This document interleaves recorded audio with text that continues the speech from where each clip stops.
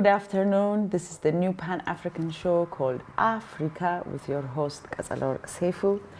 Today we have a very exciting show for you. I'm going to allow our guest to actually introduce herself. Welcome. Thank you for having me here, Qetsu. My name is Konjit Seyum.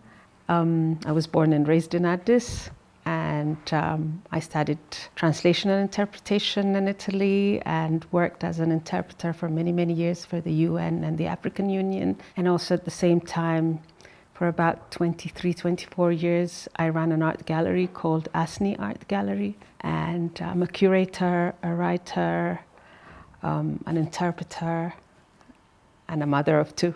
Multi-talented young lady. Well, thank you for coming, or thank you for having us actually. We are actually having our interview at your house. Thank you again. Welcome. So we are going to go straight to the questions. Many of us know you in various interesting ways. How would you describe Konjit Seyum? That's a difficult question because I have to see myself as a third person to be able to. I'm a creative person. And as a creative person, I think what really happens is that you're always trying to find solution to questions and challenges. And I think everybody's like that anyway. It's not like a special feature in me. No, absolutely not. Yeah. One of the reasons why I asked you that was because you are a mother, a wife, a multidisciplinary artist, an independent art curator, interpreter, and cook, as well as a business owner. Now, I don't know about the business owner. I think you've stopped that now. But how do you just juggle all these responsibilities? I think some of us are born like that, in a sense that you feel alive when you're juggling with too many things and you're a jack of all trades, rather than just doing one thing and doing it very well and probably get, I don't know, bored? Bored at some point. I don't know. I've always been like that, even as a child. Like, I've gone to 2 schools at the same time or doing these things. And so it just comes natural, I think. And it makes you alive.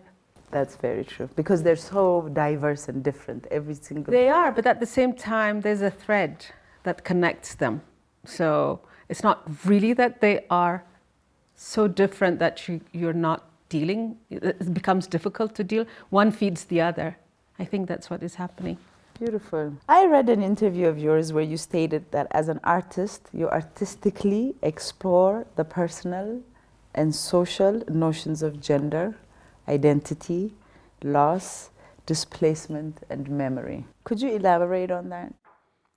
Maybe that must have been one of the interviews I've had when I was working on a specific project that was called Threading Between the Lines, and that was my graduation work when I was doing my master's in creative practice, my MFA. And what I've done is, it's part of my practice. My practice has to do with craft, but at a conceptual level. And I spin cotton, and I use the traditional high world spindle. And through that, it's very meditative. I never spin to create afterwards some cloth, but it's just the act of spinning that brings in everything. So as a woman, and then I'm exploring issues of being a woman and how you occupy space within this world, within your culture, within your skin. And at the same time, I write. And when I write, it could be, for example, this threading between the lines was through the story of my grandmother, because while I was she must have left a couple of years before I started the project. So through her life and through my life and through my mother's life, 3 generations, there are so many things you can explore. Motherhood, like I said, gender, but it's also about social system, political system, because none of us are really exempt from any of these things. So that's how I work. I need to meditate in order to create, and then creating a line in time and space gives me the opportunity to think and also to allow things to happen. So between the writing and also a lot of conceptual photography happens. Mm-hmm. So this is how I do my exploration. Beautifully, beautiful explanation.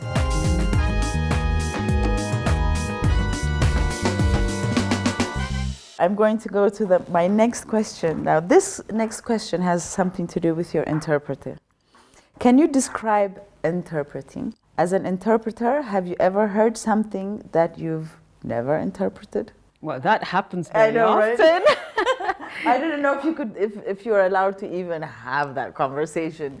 Interpretation is very, very, very interesting as work because it's kind of crazy because you're speaking at the same time when your speaker is delivering the speech in another language, and you're, literally at the same time doing it.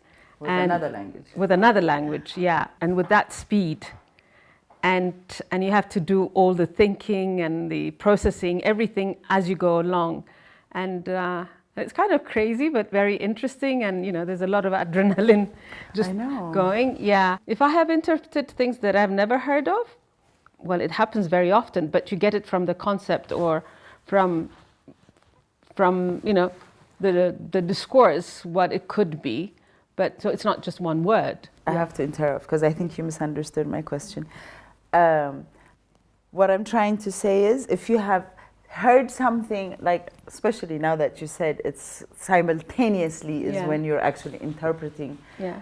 So if the person that you're interpreting is saying something that is making you feel like this should not be interpreted. That happens, especially, it has a lot to do with cultural connotations. And if I can give an example, was I think 1 year when the HIV/AIDS Day was being celebrated at the end of December, there was a conference at the UNECA, and it was on education, and there were a lot of teachers who came from all the regions, and it was a very sensitive issue to translate into Amharic, because within our culture certain things are taboo to say. And so we had these difficulties, and with my colleagues it was also kind of a competition, which one of us would manage to circumvent what is supposed to be said, parts of the body in Amharic which we don't say, or even now, I find it difficult to say. Yeah, and so sometimes it turned out to be quite funny to say certain sexual acts, to translate them into Amharic, because people were giving papers based on their research findings, and it can happen. It can happen. Can you say a few words about living abroad? As an African while in school abroad, have you been ever racially provoked? That's an interesting question. I lived abroad a very, very long time ago, and I come from Ethiopia, so we don't grow up being completely conscious about racial issues because we're too proud of ourselves and what we've been told. Everything that we've been taught was like we were great. Well, we weren't colonized, and we've got the Nile, we've got the Ras Dashen and all that, and all the history and the Italians. So you're not going around, I'm sure it must have happened to you too, you don't go around being completely aware of the skin color and being African if anything happens. So you don't translate everything that happens to you through that lens to start with. And second, fortunately for me, I studied at the School of Interpretation and Translation in Italy, the university in Trieste, where it was a small town and there wasn't much of it. And there was also I was quite lucky because there were very few of us there, and it was, I don't know if you're aware of the Benetton, that was the first one that came up with young black models, for their advertisements and all, and you just become like, when they see you, that's what they relate to, and so it was very difficult. But now, whenever I travel, I'm fully aware of it, and things have changed even in that city, let alone, because there's a lot of happening that, and I think it has also to do with now the access of information, news, and people dealing with the issue. So, but personally, that anything that happened to me because I was black, I don't know, I've never lived in the US. I guess US is different, isn't it? I think it's different, and and I haven't, lived and worked in the UK either, or in France. So I'm not saying that it doesn't exist. It does exist, and it didn't happen to you. Personally, that lucky. I could, I was quite lucky. So, and then also being, someone who works with languages and who works with art, the way you're navigating the world is different. But I think what really helps is like where you grew up and how you grew up gives you that strength as well. It does, and for some reason it also puts something over you, because I had the same experience, meaning I didn't have the same experience, but being an Ethiopian living abroad, I never realized there was such thing as race. Meaning I never saw anybody differently than myself till it was done to me. And then I didn't quite get it either till another African American actually had to point it out to me. The reason why that person didn't do this is because you are this. And I'm like, excuse me? And I had to go back and confront that person. Yeah, and you probably thought like the guy was just a bad person. Exactly. It's a negative person who's doing that, so you don't realize it. But I want to mention that for me and for many of us abroad in the 80s was the famine issue. And like when you say you're Ethiopian, and then automatically the Band-Aid and are your parents okay? And then also they make that distinction because you're coming from a country where everybody is starving. And then they create that kind of status for you. It's quite hard, especially once you realize that you weren't accepted or nobody wanted to talk to you because of your color. For us especially, it takes us back. It kind of goes, did that just happen? Because, living in Ethiopia, you're raised with both. It's not like you were so isolated that you never got to see anybody else outside of Ethiopians. So when you actually go abroad and you're still in that same circle, let's say, because they're all different people, when you still get hit with that racial comment, or let's leave it at comment, it still takes you a while. Is all I'm trying to say. I think it has a lot to do with being Africans, not just Ethiopia. You're coming, there are like 53 countries, and we don't define ourselves with the skin color. Exactly. A Nigerian is a Nigerian, and that's how you navigate the world. An Ethiopian, it's the same. So it's when you go abroad in Europe and in North America that the first thing that defines you becomes the dark color of your skin. And I think that's why it takes a lot of time for us to figure it out, because we're Ethiopians, or we're Nigerians. We were never exposed. Yeah, I think that's what it is.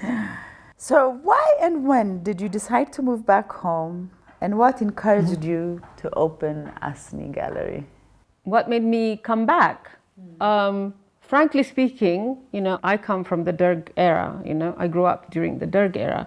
I never wanted to leave, but we had to leave, and I was one of them who left. What made me want to come back? I've always wanted to come back. So as soon as there was the opportunity, I think in 1991 there was a change of regime, and by January 1992, you're back. I was back, and then I started looking for a job, and for 2 years I worked in a place called Pawe, which is now it's within Benishangul, but at the time it was within Gojam, and it's like 60 kilometers from the border with Sudan.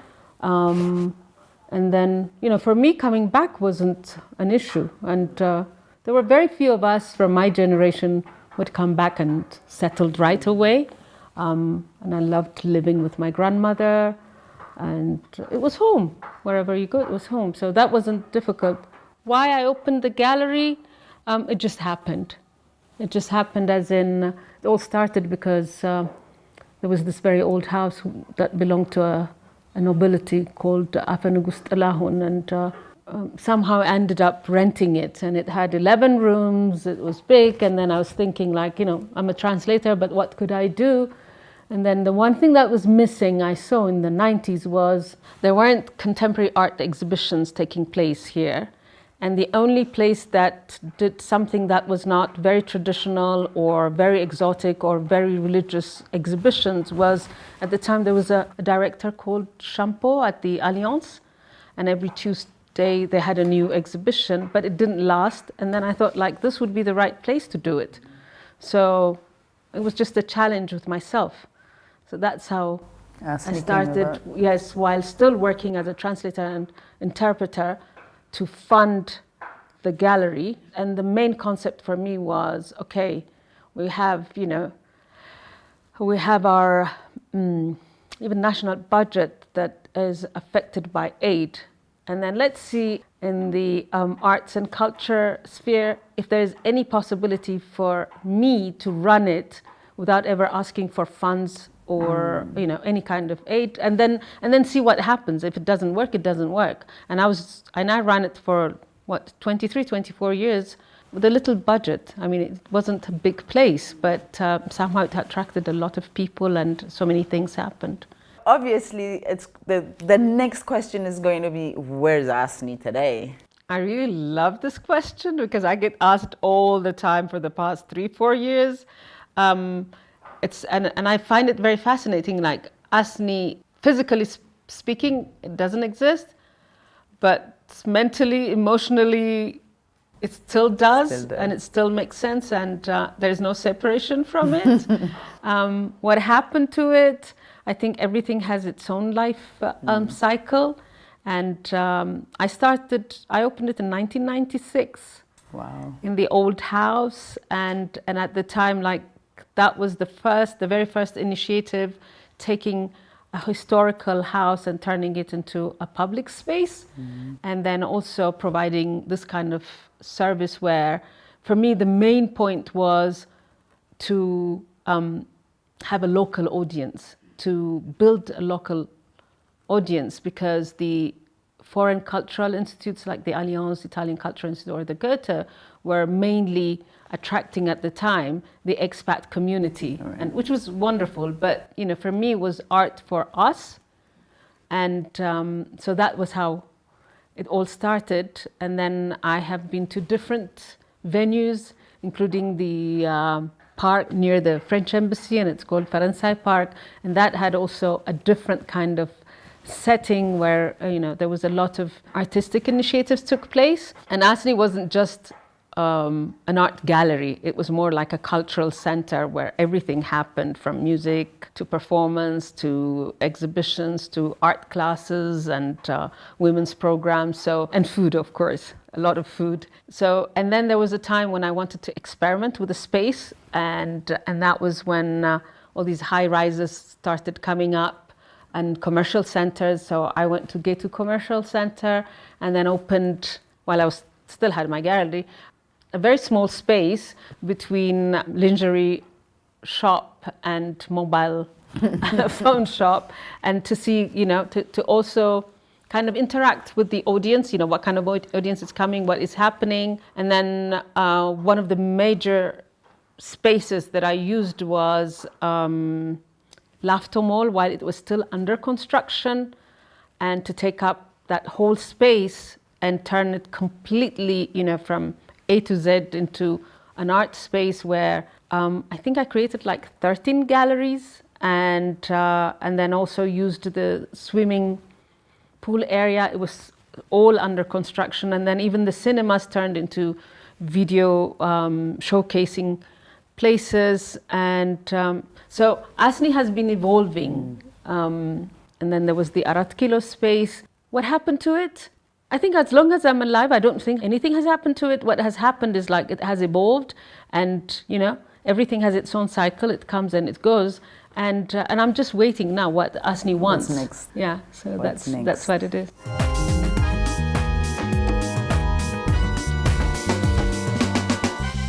So now we're going to come to the food. If anybody does not know about Konjit and food. You're about to find out. How do you see and use food? Can you use food and nutrition as a means to address social, economic, and political issues? Definitely. Food is political, of course. Right. It has always been part of my artistic practice. And it's through food, like through spinning, through food, I've always tried to express what I want to say or try and address some issues. As far as the gallery was concerned, I cooked once a week in the old days, and I only cooked vegetarian food, whether, and the reason why, and then afterwards, through time, the last venue I had a separate cafe and restaurant, and the food was vegetarian. The reason why it was vegetarian wasn't to be trendy or anything. For me, it was to bring people together, irrespective of their religion or beliefs or anything. Then you could come and around. Eat together. Yes, and eat together.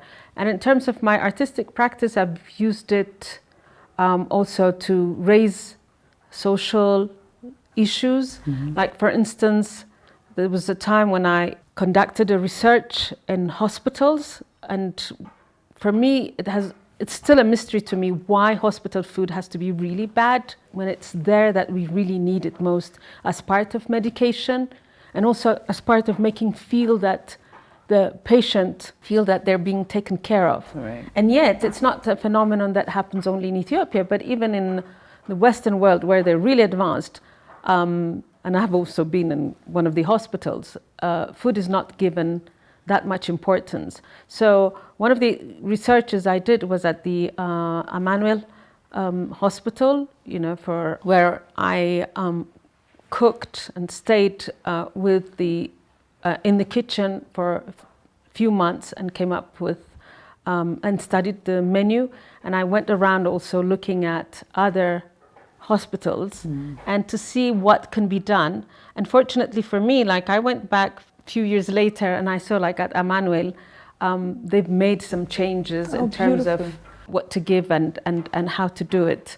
And I think it was in 2018 or 19, I was even asked, I was even invited by the Ministry of Health to kind of work with a group that was looking into the food aspect of hospitals. And also I've done a lot of performances in terms of how we could include fresh vegetables and fruits, and also really understand, even though we don't have money, that doesn't mean we can't feed people well. It's about management, and then also in many hospitals, it happens that you're getting pasta with tomato sauce and a piece of bread, and then and then how do you make it nutritious, and when do you feed your patients? So I've been working around it, and even my artistic practice has been going through that. And apart from that, for instance, when there was a time when we had, I think it was some festival and conference, I don't remember exactly the title of it, but it had to do with the Nile Basin countries. And then my performance had to do inviting the Nile Basin countries, the major ones like Sudan, Ethiopia, and Egypt, those people who came to participate, to ask them to cook together.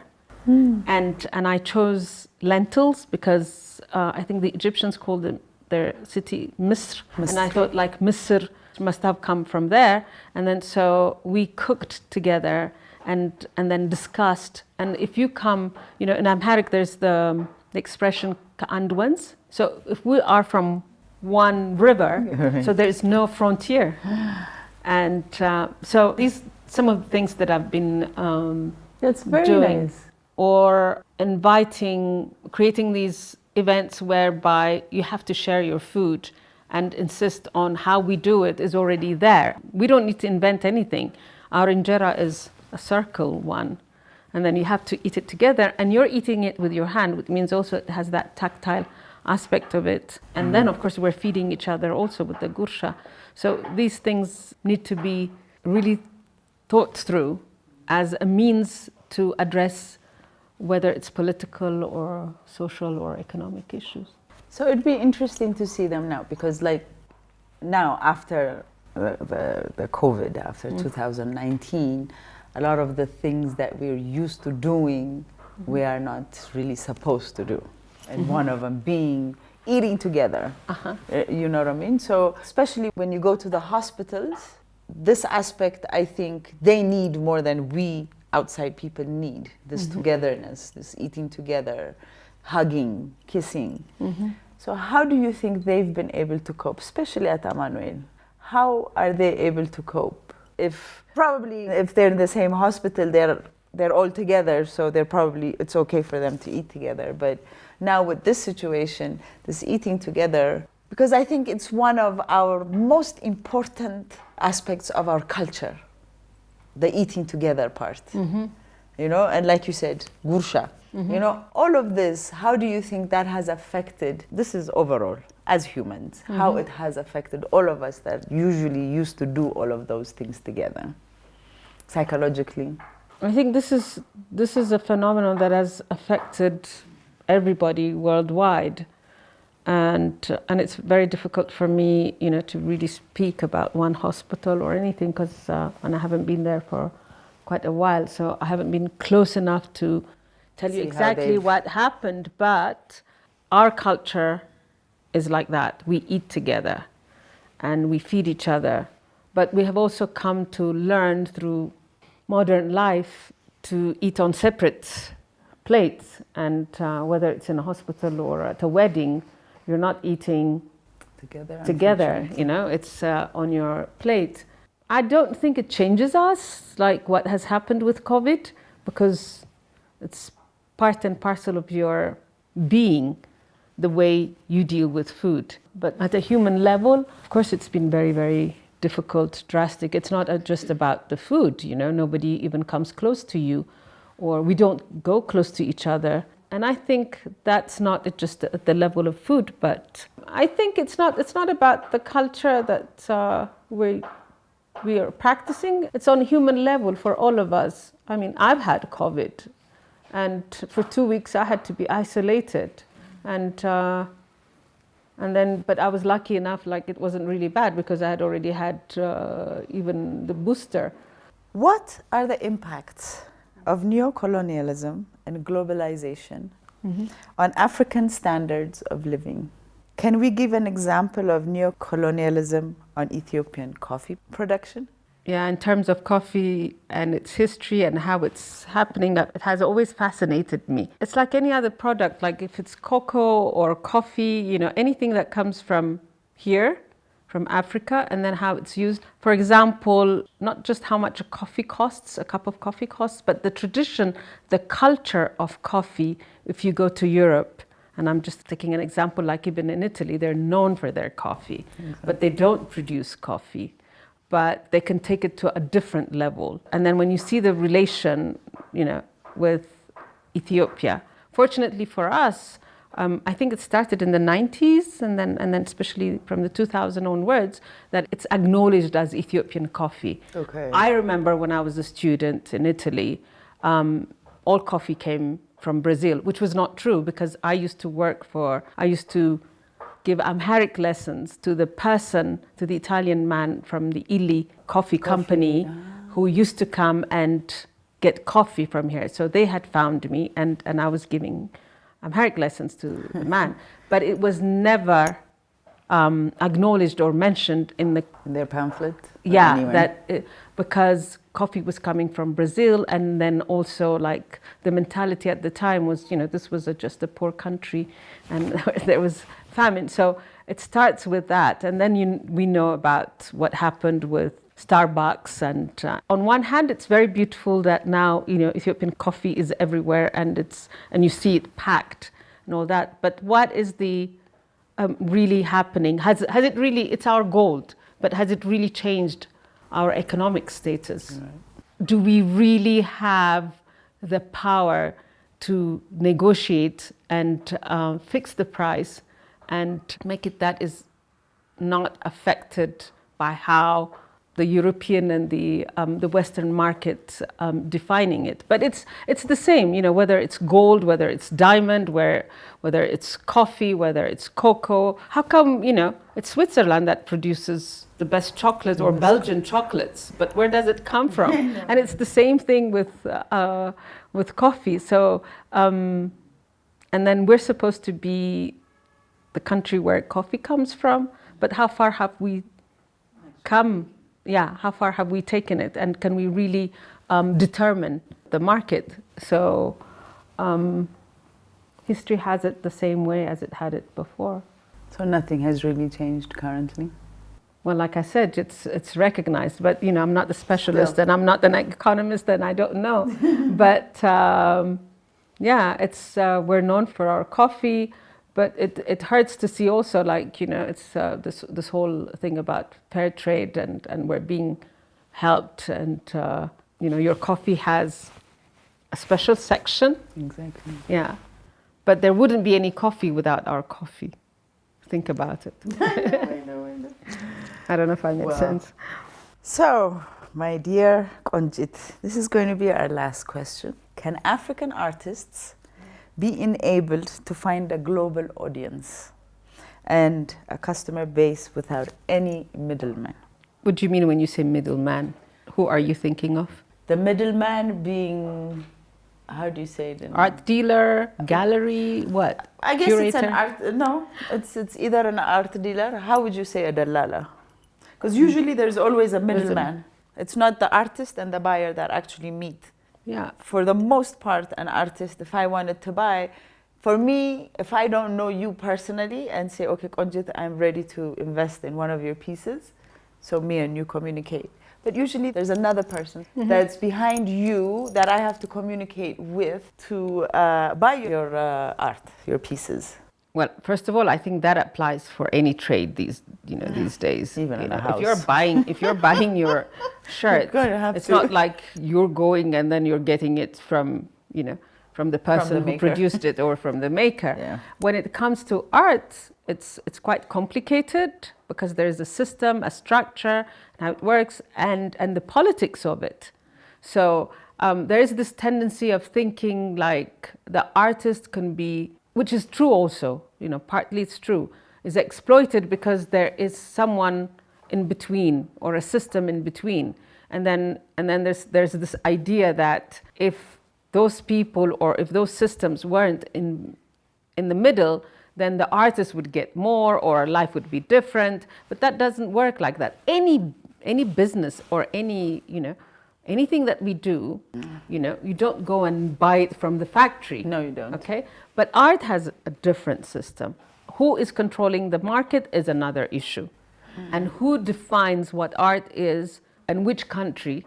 Like, for instance, in our case, in the Ethiopian art and the African art, you know, when I started, those who were really promoting from, you know, Africans. Anyway, for your question, it's a whole system.